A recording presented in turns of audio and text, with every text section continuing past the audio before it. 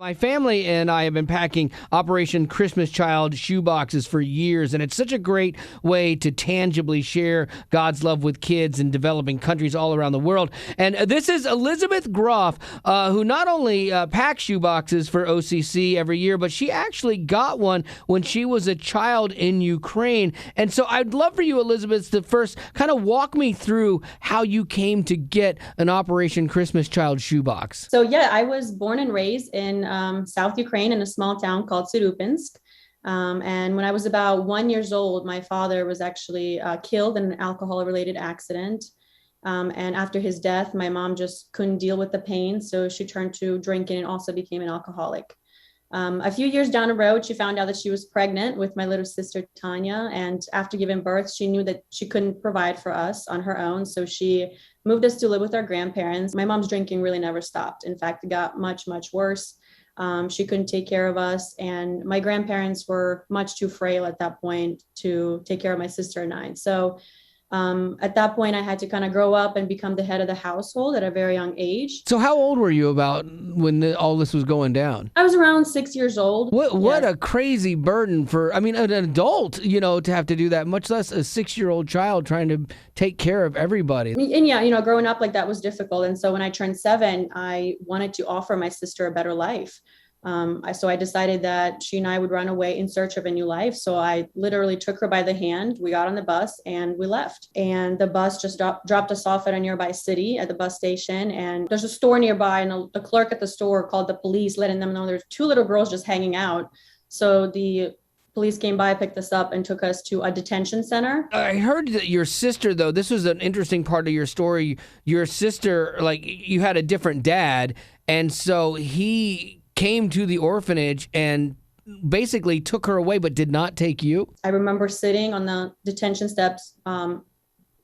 center steps and watching her walk away with her father, and she was holding his hand, and she turned around to wave goodbye to me one last time. And I just remember seeing joy in her eyes, just complete joy. And like you're sitting there as your heart's breaking, you're happy for her, but your heart's breaking. So you say this is a defining moment, like maybe looking back on it now, you see where things led you, but I'm sure in that moment you had to just be devastated. Yes. I mean, that's exactly right. I mean, I just seeing that joy in her eyes. And then what I felt was just heartbreak.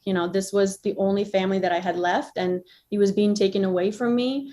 And there was really nothing I could do about it. But at the same time, I knew that that was the best that I could do for her.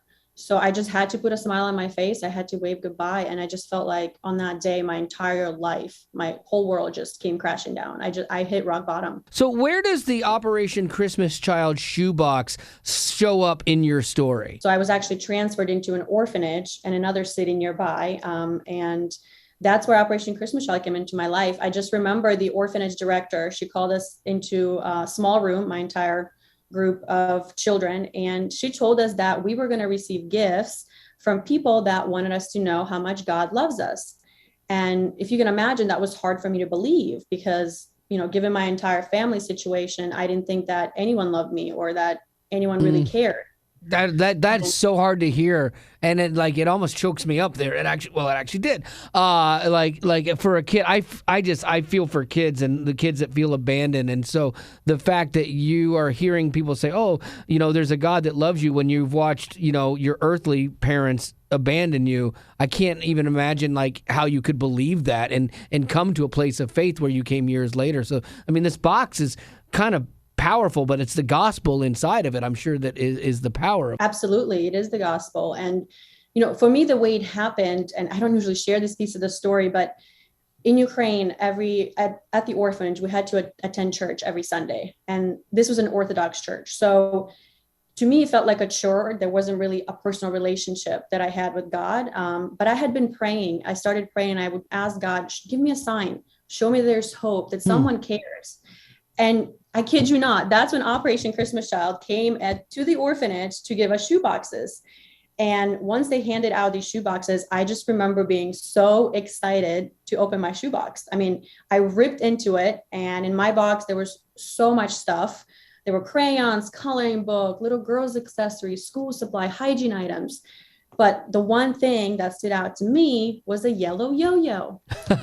That's such a kid thing, you know. You're like toothbrush, great, socks, okay, fine, yo-yo, you know. Exactly. It wasn't about the shoebox or the contents of that shoebox. It was about what it represented to me.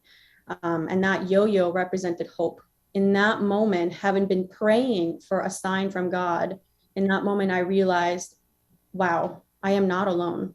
You know, God has been with me this whole time, and that He's not going to leave me at the bottom all by myself in my hopelessness. He's going to come beside me, and He's going to be my family. That's amazing. And so that box starts the tide turning for you. You go on to grow up and be a woman of faith, and you don't even work for Operation Christmas Child per se. Like, you have your own career and you just share your story because you want to see other kids be impacted the way that your life was, which I think is amazing.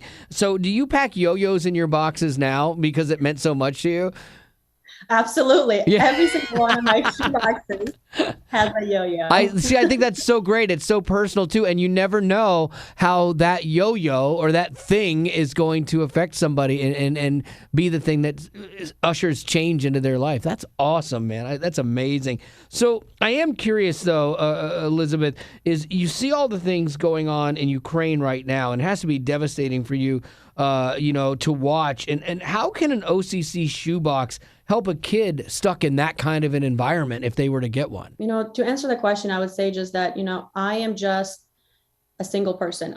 It is a single story where God used one shoebox to change a life forever. I received mine when I was 10. I am 28 now. That's 18 years later. Mm-hmm. I'm still talking about the impact this one shoebox made on me. But there are many children in this world that need to receive the same hope that I received. And like you said, many of those children are in Ukraine today. These children, the country's being torn apart. Children are suffering and they're being orphaned. And I think there's no better time than right now for us to come together and pack these shoeboxes and share the gospel and hope of Jesus Christ with these children of Ukraine. Elizabeth, what would you say to someone who's never known the joy of packing an Operation Christmas Child shoebox before? Like, what would you say to maybe inspire them to go, you know what, I'm going to do that this year? Just get involved. I encourage you to participate in your church. If your church packs shoeboxes, or I even just encourage you to pack with your family. If you have kids, have them pack for the 2 to 4, the 10 to 14, whatever age they are. It is so much fun. And as I said, it's not about the toys that you put in a shoebox. It's not about the toys. It's about the outcome on the other side. And these shoeboxes are gospel opportunities that bring children to God. And we're called to go out into the world and to disciple people. And we can do that from the comfort of our own home, knowing the impact that it makes on children. From my personal experience, I can't tell you there's a better ministry out there that you can be part of that can change a child's life.